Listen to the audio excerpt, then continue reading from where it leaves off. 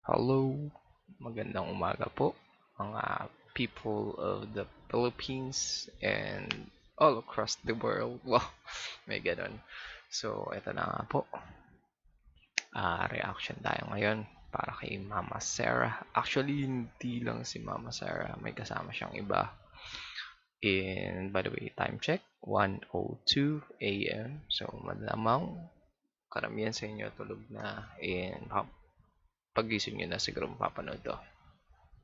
Alright, so ang requester natin ay si Mr. Raymark Galanto. O diba ang dami niyan? Bubububububu. I think wala pa akong nare-reactan dyan kasi iniisa-isa ko lang naman. Siyempre, pag may nag-request na iba, kumukuha din tayo ng request galing sa iba. So, ayun. Ang napili ko ngayon is etong Just Stand Up. Kasi parang hindi ko pa siya napanood. Yung iba dito, napanood ko na. Kasi, di ba dati, mahilig lang din akong manood. So, pero wala pa tayong reaction dito sa mga to. So, ayun. Alright.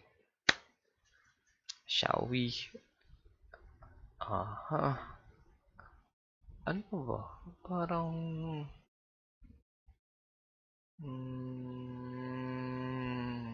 pati yung Jar of Hearts ata, hindi ko pa siya napapanood.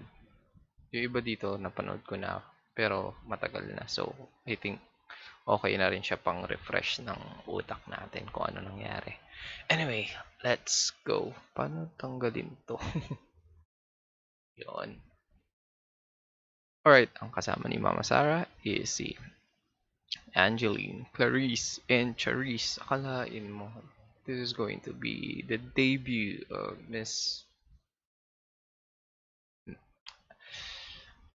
Hindi naman na-offend ng Pilipino, di ba? Pag tinawag na Miss si Charisse. Kasi ang nakalagay sa ASAP, Charisse pa eh. So, wala pa yung transition na Jake Cyrus na siya. Or hindi ko alam kung Jake Cyrus na siya dito, bakit Charisse yung nakalagay sa title. So, let's go.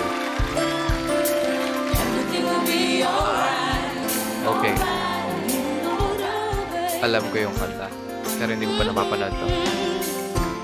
The heart is stronger than anything, like it could go through anything, and even if you think you can, it finds a way to still push on down. Wait lang.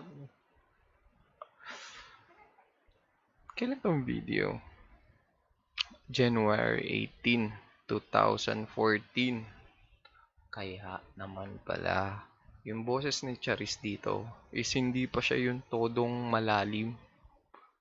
Kasi ngayon, di ba, sobrang lalim na ng boses ni Charisse. Mas malalim pa sa boses ko. Grabe. Ulitin natin para... The heart is stronger than anything, like it could go through anything, and even if you think you can, it finds a way to still push on down.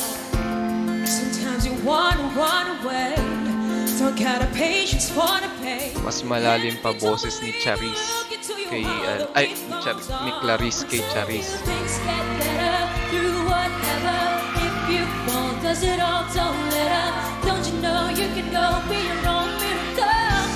Mama Sarah.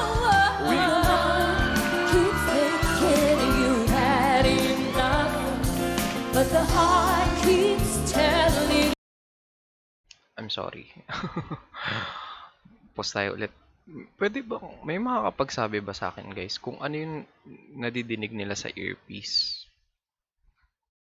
Tsaka bakit nila minsan sa gitna ng kanta, ba't nila tinatanggal yun? Ano ba yung laman ng earpiece, or may binubulong ba si Big Brother doon?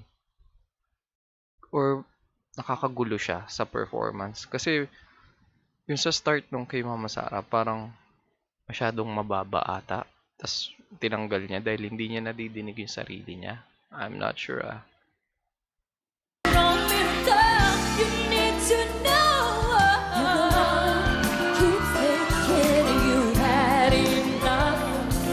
But the heart keeps telling you don't give up.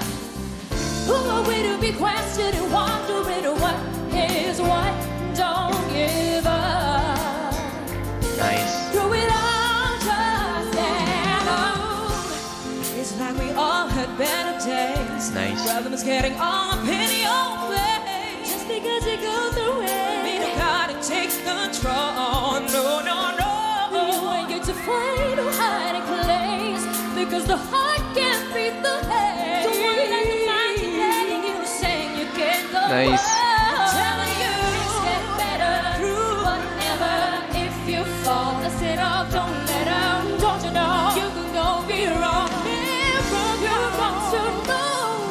If the mind keeps Ang ganda naman netong performance neto.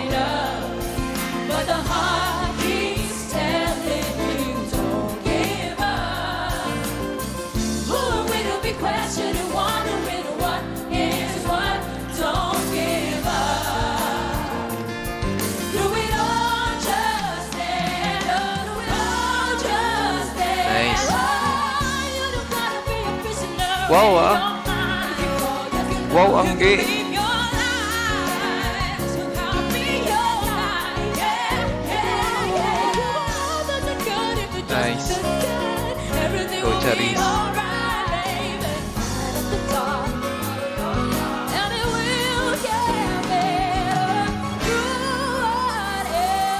The time keeps making you telling but the heart keeps telling don't give up. Nice. Ganda nun.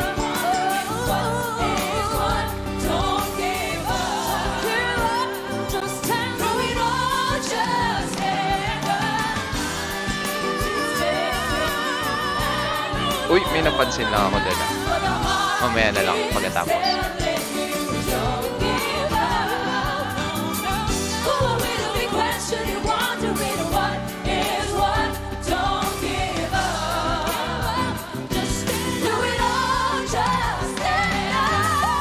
Uy, ang ganda ng pasok ni Angeline.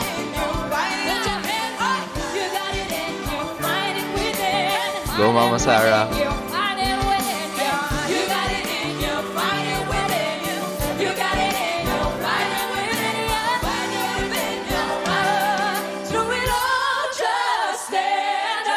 Oh, sabi na gagaling sila. Nice. Nice, nice. May gusto lang ako ulitin.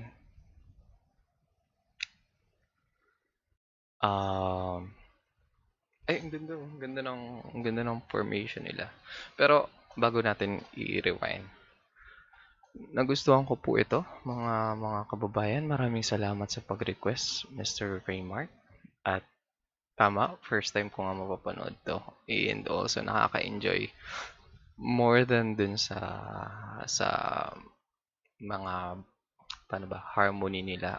Actually, dun sa first part, sobrang ganda ng mga pasok nila.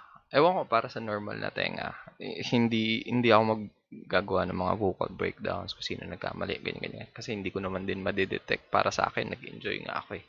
So, ayun nga, more than the vocal prowess, nakaka-enjoy silang panoorin. Kasi, kaya ka nag-i-enjoy panoorin kasi napapanood mo sila mismo nag-i-enjoy. And ang ganda ng tandem nilang apat. Yung sagutan, palitan, nakaka-enjoy siya panoorin. And at the same time, ito nga, sabi ko, mas malalim pa ang boses ni Charis kesa, tongue twister, mas malalim pa ang boses ni Clarice kesa kay Charis. Or Jake Cyrus. I think dapat Jake or Charis. Kasi itong asap na to nilagay Charis eh. Pero 'di ba nag-Jake siya nung nagsusuot na siya ng panlalaki. So, ayun.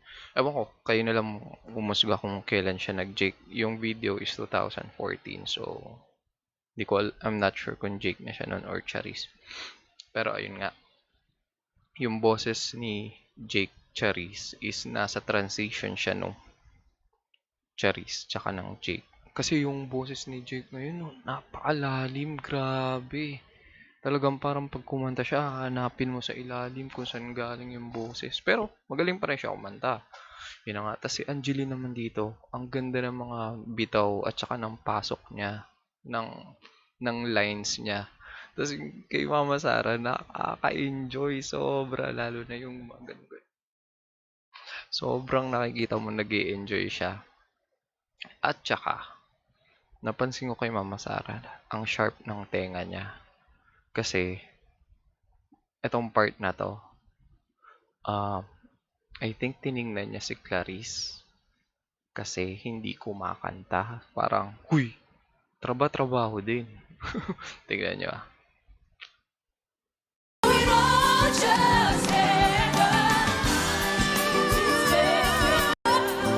Kita niyo yun? Yun, napabalik siya ng tingin kay Clarice.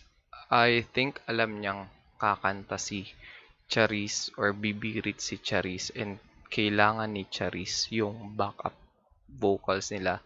Pero si Angge is may ginagawa rin siyang sarili niyang pag-backup. So parang tingin ko nakulangan si Mama Sara nung sounds kaya napatingin siya kay Clarice na, uy, ate girl, kanta-kanta din tayo dapat.